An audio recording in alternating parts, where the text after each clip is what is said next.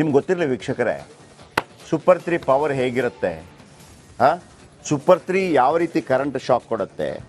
1 ತಿಂಗಳಿಂದ ಹಾಳಾಗಿದೆ, 15 ದಿನದಿಂದ ನೀರಿಲ್ಲದೆ ಬೆಳೆ ಒಣಗ್ತಾ ಇದೆ. ಯಾವಾಗ ರಿಪಬ್ಲಿಕ್ ಕನ್ನಡದ ಕ್ಯಾಮರಾ ಕಾಣಿಸ್ತೋ ಮಜಾ ಗೊತ್ತಾ? ರಾತ್ರೋರಾತ್ರಿ ಬಂದು ಕೆಲಸ ಮಾಡಿ ಟಿ ಸಿ ಅಳವಡಿಸಿ ಹೋಗ್ಬಿಟ್ಟಿದ್ದಾರೆ. ಇದು ಇಂಪ್ಯಾಕ್ಟ್. ಯಾದಗಿರಿಯಲ್ಲಿ ಸೂಪರ್ 3 ಹಲ್ಚಲ್. ರಾತ್ರೋರಾತ್ರಿ ಬಂದ್ರು, ಟ್ರಾನ್ಸ್ಫರ್ ಫಿಕ್ಸ್ ಮಾಡಿದ್ರು. ಒಣಗಿದ್ದ ಬೆಳೆಗೆ ನೀರು ಹರಿಸಿ ಆಯ್ತು ರೈತ ಖುಷ್. ನಾವು ಅದಕ್ಕಿಂತ ಡಬಲ್ ಖುಷ್. ರಾತ್ರೋರಾತ್ರಿ ಯಾಕೆ ಅಂತಂದ್ರೆ ರಾತ್ರೋರಾತ್ರಿ ಇನ್ನೂ ಕೂಡ ಸುದ್ದಿ ಆನ್ ಏರ್ ಆಗಿಲ್ಲ. ಅಧಿಕಾರಿಗಳಿಗೆ, ಸಂಬಂಧಪಟ್ಟವರಿಗೆ ಒಂದು ಭಯ ಇರಬೇಕು.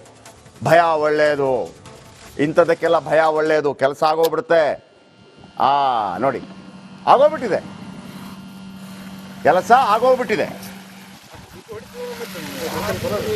ನೀರು ಬರ್ತಾ ಇದೆ.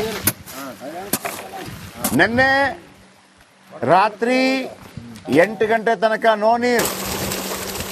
ಇವತ್ತು ಬೆಳಿಗ್ಗೆ 6 ಗಂಟೆಗೆ ಫುಲ್ ನೀರು. ಇದು ರಿಪಬ್ಲಿಕ್ ಕನ್ನಡದ ಸೂಪರ್ 3 ಮ್ಯಾಜಿಕ್. ಎಲ್ಲ ಅಧಿಕಾರಿ ಈಗ ಹೇಳಿದ್ನಲ್ಲ, ಇಲ್ಲಿ ತನಕ ಬೈತಾ ಇದ್ದ ಅಧಿಕಾರಿಗಳು. ಈಗ ಸಲ್ಯೂಟ್ ಮಾಡ್ತೀನಿ ಸರ್. ನಾವಿಲ್ಲಿ ಈಗೋ ಪ್ರತಿಷ್ಠೆಗಾಗಿ ಕೂತಿಲ್ಲ ಸರ್. ಮಾಡೋ ಕೆಲಸ ಮಾಡೇ ಮಾಡ್ತೀವಿ. 20-24 ವರ್ಷ ಎಕ್ಸ್ಪೀರಿಯನ್ಸ್ ನಮಗೂ ಆಯಿತು. ನಮ್ಮ ಬಗ್ಗೆ ಯಾವುದಾದ್ರೂ ಟೀಕೆ ಟಿಪ್ಪಣಿಗಳಿದ್ರೆ ಮಾಡಲಿ. ನಮ್ಮ ಬಗ್ಗೆ ದುಡ್ಡು ತಗೊಂಡಂತೆ ಮತ್ತೊಂದು ಇದೆ ಅಂತಂದರೆ ಮಾಡಲಿ. ತಾಕತ್ತಿದ್ರೆ ಮಾಡಲಿ, ಧೈರ್ಯ ಇದ್ದರೆ ಮಾಡಲಿ, ಪ್ರಾಮಾಣಿಕತೆ ಇದ್ದರೆ ಮಾಡಲಿ, ಎವಿಡೆನ್ಸ್ ಇದ್ದರೆ ಮಾಡಲಿ. ಹಂಗಾಗಲ್ಲ ಸರ್.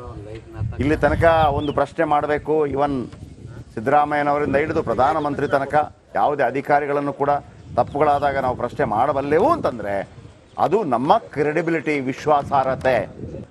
ಎಷ್ಟೋ ಕೋಟ್ಯಾಂತರ ದುಡ್ಡುಗಳನ್ನು ವಹಿವಾಟು ಮಾಡಿಸಿದ್ದೀವಿ ಜನರಿಂದ ತಗೊಂಡ ದುಡ್ಡನ್ನು. ಹೌದು, 25 ಲಕ್ಷ, 5 ಲಕ್ಷ, 10 ಲಕ್ಷ, ಮ್ಯಾಕ್ಸಿಮಮ್ 35 ಲಕ್ಷ, 65 ಲಕ್ಷ ತನಕ ವಹಿವಾಟು ಮಾಡಿಸಿದ್ದೀವಿ, ಕೊಡಿಸಿದ್ದೀವಿ ಒಬ್ಬರಿಗೆ.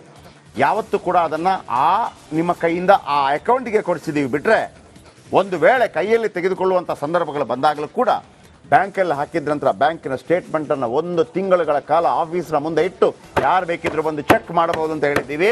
ಅದು ಕಳೆದ 2 ದಶಕಗಳಿಂದ ನಾವು ಮೇಂಟೈನ್ ಮಾಡ್ಕೊಂಡು ಬಂದಿರುವಂಥ ಕ್ರೆಡಿಬಿಲಿಟಿ. ಹಾಗಾಗಿ ಇವತ್ತು ಕೂಡ ಯಾವುದಾದ್ರೂ ಒಂದು ಕುಟುಂಬಕ್ಕೆ ಸ್ವಲ್ಪ ದುಡ್ಡು ಬೇಕಪ್ಪ ಅಂತ ಹೇಳಿದ ತಕ್ಷಣ, ಇವನ್ ಫೇಸ್ಬುಕ್ಕಲ್ಲಿ ಹಾಕಿದ ತಕ್ಷಣ 1-2 ಲಕ್ಷ ಆರಾಮಾಗಿ ಬರುತ್ತೆ. ಒಂದು 10 ನಂಬರ್ಗಳಿದೆ, 5-5 ಲಕ್ಷ ಇಟ್ಕೊಂಡವರು ಸರ್. ಕಷ್ಟ ಇದ್ರೆ ಹೇಳಿ, ನಾವಿದ್ದೀವಿ ಅಂತ. ಹಾಗಂತ ಅದನ್ನು ಯಾವತ್ತೂ ನಾನು ಮಿಸ್ಯೂಸ್ ಮಾಡ್ಕೊಂಡಿಲ್ಲ. ಹೆಮ್ಮೆ ಇದೆ ಅದರ ಬಗ್ಗೆ. ನೀರು ಬಂದಿದೆ, ಅದರ ಬಗ್ಗೆ ಮಾತಾಡೋಣ, ಜಾಸ್ತಿ ಬೇಡ. ಪಬ್ಲಿಕ್ ಟಿವಿಗೆ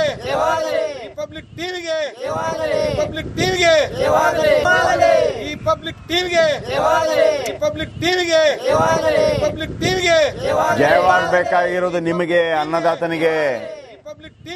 ನಮಗೆ ನಿಮ್ಮ ಕೆಲಸವನ್ನ ಮಾಡಿ ಕೊಡಿಸುವ ಒಂದು ಅವಕಾಶ ಸಿಕ್ಕಿದ್ದಕ್ಕೆ ನಾವು ಹೆಮ್ಮೆ ಪಡಬೇಕು. ಧನ್ಯವಾದ ನಾವು ನಿಮಗೆ ಹೇಳಬೇಕು. ನಿಮಗೆ ಅನ್ನದಾತನಿಗೆ, ನಮಗೆ ಅನ್ನ ಹಾಕಿದಂಥವನಿಗೆ, ನೀವು ಹಾಕಿದ ಅಲ್ಲಿ ಬೆಳೆ ಬೆಳೆದಂಥ ಈರುಳ್ಳಿ ಪಾಕಿಸ್ತಾನದವನು ತಿಂತಾನೋ ಗೊತ್ತಿಲ್ಲ, ಎಕ್ಸ್ಪೋರ್ಟ್ ಆದರೂ ಆಗ್ಬೋದು. ಪಂಜಾಬ್ ಅವ ತಿಂತಾನೋ, ಕೋಲಾರದವ ತಿಂತಾನೋ, ಮಂಗಳೂರವ ತಿಂತಾನೋ, ಭೂಪಾಲ್ನವ ತಿಂತಾನೋ, ಗುಜರಾತ್ನವ ತಿಂತಾನೋ ಗೊತ್ತಿಲ್ಲ. ಆದರೆ ಇವತ್ತು ನಿಮಗೆ ತೊಂದರೆ ಉಂಟಾದಾಗ ನಿಮ್ಮ ಪರವಾಗಿ ನಿಲ್ಲೋದಕ್ಕೆ ನಮಗೊಂದು ಅವಕಾಶ ಸಿಗ್ತಲ್ಲ, ಅದಕ್ಕೆ ಖುಷಿ ಪಡ್ತಾ ಇದ್ವಿ. ನಾಗರಾಜ್ ನನ್ನ ಜೊತೆ ಲೈನಲ್ಲಿದ್ದಾರೆ. ಎಸ್ ನಾಗರಾಜ್, ನೀವು, ನಿಮ್ಮ ರಿಪೋರ್ಟರ್, ನಿಮ್ಮ ಕ್ಯಾಮರಾಮ್ಯಾನ್ ತೆಗೆದುಕೊಂಡು ಬಂದಂಥ ಸುದ್ದಿ ಬಹುಶಃ ಇವತ್ತು ಹೋಗಬೇಕಾಗಿತ್ತು. ಇವತ್ತು ಹೋದ ನಂತರ, ಆನ್ ಏರ್ ಹೋದ ನಂತರ ಏನಾದರೂ ಆಗುತ್ತೆ ಅಂತ ಅಂದ್ಕೊಂಡಿದ್ರಿ.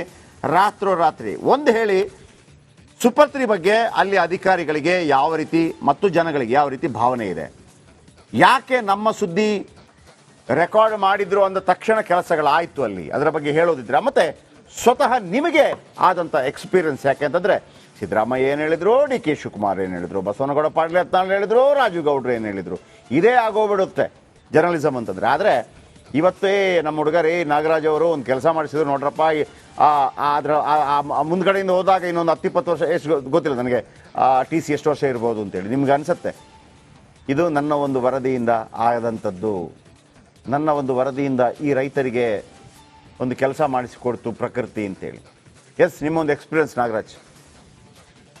ಜಯಪ್ರಕಾಶ್ ಶೆಟ್ಟಿ, ಯಾದಗಿರಿ ಜಿಲ್ಲೆಯ ಜನರ ರೈತರ ಬದುಕು ಒಂದ್ ರೀತಿ ಶೋಚನೀಯ ಅಂತ ಹೇಳ್ಬೇಕಾಗುತ್ತೆ. ಯಾಕಂತಂದ್ರೆ ಈ ಭಾಗದಲ್ಲಿ ಅತಿ ಹೆಚ್ಚು ಮಳೆ ಆದ್ರೂ ಸಹ ಸಂಕಷ್ಟ ಅನುಭವಿಸ್ತಾರೆ, ಮಳೆ ಆಗ್ಲಿಲ್ಲ ಆದ್ರೂ ಅನುಭವಿಸ್ತಾರೆ. ಅದರ ನಡುವೆ ಈ ಅಧಿಕಾರಿಗಳ ಕಳ್ಳಾಟದಿಂದಲೂ ಸಹ ಈ ಒಂದು ರೈತರು ಆ ಸಂಕಷ್ಟವನ್ನ ಎದುರಿಸಬೇಕಾದಂತ ಸ್ಥಿತಿಯಲ್ಲಿ ಇರುವಂತದ್ದು. ಅದಕ್ಕೆ ಉದಾಹರಣೆ ಈ ಒಂದು ಮುದ್ನಾಳ ಗ್ರಾಮದ ಸಾಬಣ್ಣ ಎಂಬಾತನ ರೈತರಲ್ಲಿ ಬೆಳೆದಿರುವಂತಹ ಜಮೀನಿನ ಈರುಳ್ಳಿ ಅಂತ ಹೇಳ್ಬೇಕಾಗುತ್ತೆ. ಯಾಕಂತಂದ್ರೆ ಈ ಒಂದು ರೈತ ಏನು ಸುಮಾರು ತನ್ನ ಜಮೀನಿನಲ್ಲಿ ಇರುವಂತ ಟಿಸಿ ಹಾಳಾಗಿ ಸುಮಾರು 15 ದಿನಗಳ ಕಾಲ ಏನು ಜಸ್ಕಾಂ ಕಚೇರಿಗೆ ತಿರುಗಿದ್ರು ಸಹ ಯಾವೊಬ್ಬ ಅಧಿಕಾರಿಯೂ ಇವನತ್ತ ನೋಡಿರ್ಲಿಲ್ಲ. ಆದ್ರೆ ನಾವು ನಮ್ಮ ಈ ಒಂದು ವಿಚಾರ ಯಾವಾಗ ನಮ್ಮ ರಿಪಬ್ಲಿಕ್ ಕನ್ನಡಕ್ಕೆ ಅಂತಂದ್ರೆ ಈ ಒಂದು ಸಾಬನ ನಮ್ಮ ಗಮನಕ್ಕೆ ತರ್ತಾನೆ, ಅವಾಗ ನಾವು ಅಲ್ಲಿ ಸುದ್ದಿ ಮಾಡಲು ತೆರಳುತ್ತೀವಿ. ಆದ್ರೆ ಆ ಮಾರ್ನಿಂಗ್ 9 ಗಂಟೆಗೆ ಹೋಗಿ ನಾವು ಸುದ್ದಿಯನ್ನ ಮಾಡ್ಕೊಂಡ್ ಬರ್ತೀವಿ. ಅದಾದ ಬಳಿಕ ಅಂತಂದ್ರೆ ಅವತ್ತೇ ಸಂಜೆ 5 ರಿಂದ 6 ಗಂಟೆ ಒಳಗಡೆ ಅಂತಂದ್ರೆ ಜಸ್ಕಾಂ ಇಲಾಖೆಯಿಂದ ಏನು ಆ ಒಂದು ಹೊಸ ಟಿಸಿಯನ್ನ ಕೊಟ್ಟು ಅಲ್ಲಿ ಟಿಸಿಯನ್ನು ಅಳವಡಿಕೆ ಮಾಡುವಂತ ಕೆಲಸ ಮಾಡ್ತಾರೆ. ಅದಾದ ಬಳಿಕ ಆ ಒಂದು ಟಿಸಿಯನ್ನ ಚಾರ್ಜ್ ಆಗೋ ಮೂಲಕ ಏನು ರೈತರು ಜಮೀನಿಗೆ ನೀರಿಸುವಂತ ಕೆಲಸವನ್ನು ಮಾಡ್ತಾರೆ. ಆದ್ರೆ ಈ ಒಂದು ರಿಪಬ್ಲಿಕ್ ಕನ್ನಡದಲ್ಲಿ ಹೋದಂತ ವಿಚಾರ ಯಾವಾಗ ಜಸ್ಕಾಂ ಅಧಿಕಾರಿಗಳ ಕಿವಿಗೆ ಬೀಳುತ್ತೋ ಇದು ಆ ಸೂಪರ್ 3 ಯಲ್ಲಿ ಸುದ್ದಿ ಪ್ರಸಾರವಾಗುತ್ತೆ. ಅಲ್ಲಿ ಸೂಪರ್ 3 ಯಲ್ಲಿ ನಮ್ಮನ್ನ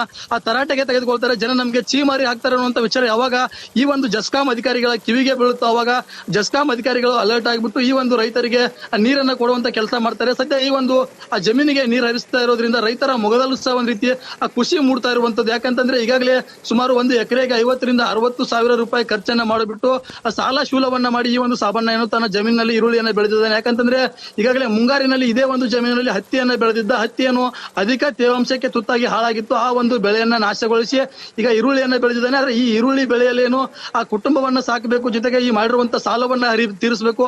ಈ ಎಲ್ಲಾ ಒಂದು ಸಂಕಷ್ಟದಲ್ಲಿ ಸುಳಿಯಲ್ಲಿ ರೈತರುವಾಗ ಈ ಅಧಿಕಾರಿಗಳ ಈ ಒಂದು ಕಳ್ಳಾಟ ಏನು ಈ ಒಂದು ರಿಪಬ್ಲಿಕ್ ಕನ್ನಡಕ್ಕೆ ಗೊತ್ತಾಗುತ್ತೆ. ಈ ಒಂದು ವಿಚಾರವನ್ನ ಅರಿತು ಆ ಒಂದು ಸುದ್ದಿಗೆ ತೆರಳುತ್ತಿದ್ದಂತೆ ಏನು ಅಧಿಕಾರಿಗಳು ಅಲರ್ಟ್ ಆಗಿಬಿಟ್ಟು ಆ ಒಂದು ಟಿಸಿಯನ್ನ very good Nagaraj, very good, very good. ಈ ನಡುವೆ ಸಾಬಣ್ಣ ಅವರಿದ್ದಾರೆ, ರೈತ ನಮ್ಮ ಜೊತೆ ಫೋನದಲ್ಲಿದ್ದಾರೆ. ಸಾಬಣ್ಣ ಸಾಹೇಬ್ರೆ ನಮಸ್ಕಾರ. ನಮಸ್ಕಾರ ರೀ ಸರ್. ಖುಷಿ ಆಯ್ತಾ? ಆಯ್ತು ರೀ ಸರ್. ಅಧಿಕಾರಿಗಳ ಬಳಿ ಹೋಗಿದ್ರಾ, ಸರಿ ಮಾಡ್ಕೊಡಿ ಅಂತ ಹೋಗಿದ್ರಾ? ಅವ್ರು ಬಂದಿರ್ಲಿಲ್ವಾ? ಹೋಗಿದ್ವಿ ಸರ್, ಹೋಗಿದ್ರಿ. ಏನಂದ್ರು? ಟೀ ಶೂಟ್ 12 ದಿವಸ ಐತ್ರಿ, ಹೋಗಿದ್ವಿ. ಇವತ್ತು ಕೊಡ್ತೀವಿ ಅಂತ ಅನ್ನೋದು, ಮತ್ತೆ ಸಾಯಂಕಾಲ ತನ ಕೂಡ್ಸೋದು, ಮತ್ತೆ ವಾಪಸ್ ಕಳ್ಸೋದ್ರಿ ನಮ್ಗ. ದುಡ್ಡು ಕೇಳಿದ್ರ? ಒಂದ್ ವಾರ ತನ ದುಡ್ಡು ಕೇಳಿದ್ರಾ? ಇಲ್ರಿ, ಕೇಳಿದಿಲ್ರಿ. ದುಡ್ಡು ಕೇಳಿಲ್ಲ. ಓಕೆ, ಈಗ ನಮ್ಮಲ್ಲಿ ಕ್ಯಾಮರಾದಲ್ಲಿ ಟಿವಿಯಲ್ಲಿ ಬಂತಲ್ವಾ ಬರೋದಕ್ಕೆ, ಅಂದ್ರೆ ಅವರು ನಮ್ಮ ನಾಗರಾಜ್ ಅವರು ಶೂಟ್ ಮಾಡ್ಕೊಂಡು ಹೋದ್ರಲ್ವಾ? ಹೌದ್ರಿ. ನಿಮ್ಗೆ ಗೊತ್ತಿತ್ತ ರಾತ್ರಿ ಹಿಂಗೆಲ್ಲ ಅಧಿಕಾರಿಗಳು ಬಂದು ಕೆಲಸ ಮಾಡ್ಕೊಡ್ತಾರೆ ಅಂತ? ಯಾವತ್ತಾದ್ರೂ ನಿಮ್ಮ ಜೀವನದಲ್ಲಿ ಹಂಗ ಆಗಿದೆಯಾ? ಹೇಳದೆ ಕೇಳದೆ ಒಂದು ಕೆಲಸ ಮಾಡ್ಕೊಡೋದು? ಆಗಿಲ್ರಿ ಸರ್. ಮತ್ತೆ ಇವ್ರು ಒಂದ್ ವಾರ ಸತಾಯಿಸಿರಲ್ರಿ ನಮ್ಗೆ. ಒಂದ್ ವಾರ ತನ ರಾತ್ರಿ 7 ಗಂಟೆ ತನಕ ಕೂಡ್ಸ್ಯಾರ ಇಲ್ಲಿ ಆಫೀಸಾಗೆ. 7 ಗಂಟೆ ತನಕ ಕುಡಿವ್ರಿ. 6 ಕೊಡ್ತೀವಿ ಅಂದ್ರೆ 6 ತನಕ ಕುಂತೀವ್ರಿ, 6:30 ತನಕ ಕುಂತೀವ್ರಿ. ಕೆಲಸ ಮಾಡಿಲ್ಲ? ಮಾಡಿಲ್ರಿ. ಟಿವಿ ಕಂಡ ತಕ್ಷಣ ಮಾಡಿದ್ರು? ನಾವು ಮತ್ತೆ ಅವ್ರಿಗೆ ಕರೆದ ಮ್ಯಾಗ ತಕ್ಷಣ ಮರ್ದಿವ್ಸ ಕೊಟ್ರಿ. ಈಗ ಆಗೋಗ್ಬಿಡ್ತಾ? ಹೌದ್ರಿ. ಖುಷಿ ಆಯ್ತಾ? ಮತ್ತೆ ಬಂದ್ರಿ, ಈಗ ಅನುಕೂಲ ಆಗ್ಯದ್ರಿ ನಮ್ಗೆ. ಒಂದು 10 ಕಿಲೋ ನೀರುಳ್ಳಿ ಕಳಿಸಿ ಆಮೇಲೆ. ಅಲ್ರಿ ಸರ್, ಅಲ್ರಿ ನಮ್ಗೆ ಟೈಮಿಗೆ ಕೊಟ್ರೆ ನಾವ್ ಇದೆಲ್ಲ ಯಾಕೆ ಮಾಡ್ತೀವ್ರಿ? ಆಗ್ಲಿ, ಒಳ್ಳೇದಾಗ್ಲಿ ಸಾಬಣ್ಣ ಅವರೇ, ಖುಷಿ ಆಯ್ತು ನೀವು ಖುಷಿಯಲ್ಲಿದ್ದೀರಿ ಅಂತೇಳಿ. ಹೌದ್ರಿ. ಅಲ್ರಿ, ಬೆಳೆ ಒಣಗೋಯ್ದ್ರಿ, ಬಹಳಷ್ಟು ಲಾಸ್ ಆಗ್ಯದ್ರಿ ನಮ್ದು. ಅಲ್ಲ, ಒಳ್ಳೇದಾಗ್ಲಿ. ನಾನು ಕೇಳಿದೆ ಅಂತ ನೀವು ಅನ್ಕೋಬೇಡಿ ಏನು ಕೂಡ. ನಾನು ಬಹಳ ಪ್ರೀತಿನಿ. ಸರಿ. ಎಷ್ಟು ಖರ್ಚಾಗತ್ತೆ? ಎಷ್ಟು ಖರ್ಚು ಮಾಡಿದಿರಿ ಬೆಳೆಗೆ? 1 ಲಕ್ಷ ರೂಪಾಯಿ ಮಾಡಿವ್ರಿ ಸದ್ಯ ಈಗ. ಓಕೆ, ಈಗ ಒಂದ್ ವೇಳೆ ಬೆಳೆ ಒಣಗಿದ್ರೆ ಬಹಳ ಕಷ್ಟ ಆಗ್ತಿತ್ತಲ್ವಾ? ಕಷ್ಟ ರೀ. ಮತ್ತೆ 1 ಲಕ್ಷ ರೂಪಾಯಿ ಬೇರೆ ಇಲ್ಲಿ ಸಾಲ ಮಾಡಿ ಕೇಸ್ ಹಾಕಿವ್ರಿ ನಾವು. ಎಷ್ಟು ಎಕರೆ ಹಾಕಿದಿರಿ? 1.5 ಎಕರೆ ಹಾಕಿವ್ರಿ ಸದ್ಯ. ಈಗ ಫಸಲ್ ಕರೆಕ್ಟ್ ಆಗಿ ಬಂದ್ರೆ ಎಷ್ಟು ಲಾಭ ಸಿಗತ್ತೆ ನಿಮ್ಗೆ? ಸಿಗುತ್ತದ್ರಿ, ಒಂದ್ 2.5 ತನಕ ಸಿಗಬಹುದ್ರಿ. ಎಷ್ಟು ತಿಂಗಳು ಬೆಳೆ ಇದು? ಇದು ಈಗ 2 ತಿಂಗಳ ಈಗ ನಾಟಿ ಸಸಿ ಬೆಳೆಸಿವ್ರಿ. ಈಗ ಇನ್ನ 3 ತಿಂಗಳು ಬೆಳಿಬೇಕ್ರಿ ಅದು. 3 ತಿಂಗಳು. ಓಕೆ, ಆಗ್ಲಿ ಸಾಬಣ್ಣ ಅವ್ರೆ, ಒಳ್ಳೇದಾಗ್ಲಿ. ಸರಿ. ಸಾಬಣ್ಣ ಅವರು ರೈತರು ನೋಡಿ, 1 ಲಕ್ಷದಲ್ಲಿ 1.5 ಎಕರೆಯಲ್ಲಿ ಹಾಕ್ತಾರೆ. 1 ಲಕ್ಷದಲ್ಲಿ 1.5 ಎಕರೆಯಲ್ಲಿ. ಆಮೇಲೆ 4 ತಿಂಗಳು ಬೆಳೆ ಬಂದಾಗ ಬರೋದು 2 ಲಕ್ಷ. ಆಯ್ತಾ? ಅಂದ್ರೆ 1 ಲಕ್ಷ ಲಾಭ ಆಯ್ತಾ? 1 ಲಕ್ಷ ಡಿವೈಡೆಡ್ ಬೈ 4 ತಿಂಗಳು ಎಷ್ಟಾಯ್ತು? 25,000. ರೈತನ ಕಷ್ಟ ನೋಡಿ. 1 ಲಕ್ಷನಾ ಅಂತ ಅನ್ಕೋತೀವಿ. 1 ಲಕ್ಷ 4 ತಿಂಗಳಲ್ಲಿ ಬರೋದು ಅವನಿಗೆ, ರೈತರಿಗೆ, ಅನ್ನದಾತನಿಗೆ. 1 ಲಕ್ಷ ಖರ್ಚು ಮಾಡ್ತಾರೆ, 2 ಲಕ್ಷ ಬಂತಾ? ಲಾಭ ಎಷ್ಟಾಯ್ತು? 1 ಲಕ್ಷ. 1 ಲಕ್ಷ ಡಿವೈಡೆಡ್ ಬೈ 4 ತಿಂಗಳು ಎಷ್ಟಾಯ್ತು? 25,000. ಈಗ ಹೇಳಿ, ಇವರ ಮಗ 30,000ಕ್ಕೆ ಬೆಂಗಳೂರಿಗೆ ಕೆಲಸಕ್ಕೆ ಹೋಗ್ತೇನೆ ಅಂತ ಹೇಳುವಾಗ ಬೇಡ ಅಂತಾರ, ಬೇಕು ಅಂತಾರ? 20,000 ಸಿಕ್ಕಿದ್ರು ಹೋಗು ಅಂತಾರೆ. ಯಾಕೆ ಇಷ್ಟು ಕಷ್ಟಪಡಬೇಕು ಅಂತಿಲ್ಲಲ್ಲ. ಅದು ವಲಸೆ ಹೋಗ್ತಿರೋದು ಆ ಕಾರಣಕ್ಕೆ. 1 ಲಕ್ಷದ್ದು ಹಾಕಿ 4 ತಿಂಗಳಲ್ಲಿ 8 ಲಕ್ಷ ಬಂದಿದ್ರೆ ಬೇಡ ಅಂತಿದ್ರು, ಇಲ್ಲೇ ದುಡಿಯಪ್ಪ ಅಂತೇಳಿ. ರೈತರು ವಿಮುಖ ಆಗೋದು ಆ ಕಾರಣಕ್ಕೆ. ಹಾಗಾದ್ರೆ ಅದಕ್ಕೆ ಬೆಲೆ ಇಲ್ವಾ? ಬೆಲೆ ಇದೆ. ಇದನ್ನು ಕೊಡೋದು ಮಧ್ಯವರ್ತಿಗಳಿಗೆ ಕೊಡ್ತಾರೆ. ನೀವೇ ಡೈರೆಕ್ಟ್ ಕೊಡ್ರಪ್ಪ ಅಂತ ರೂಲ್ಸ್ ಬಂತು, ನರೇಂದ್ರ ಮೋದಿ ಅವರು ತಂದರು. ಅದರಲ್ಲಿ ಸಾವಿರಾರು ಪ್ರಾಬ್ಲಮ್ ಇದೆ ಅಂತೇಳಿ ಅದನ್ನು ವಾಪಸ್ ತಗೊಳ್ಳೋಂಗಾಯ್ತು. ಯಾವಾಗ ಉದ್ಧಾರ ಆಗುತ್ತೆ?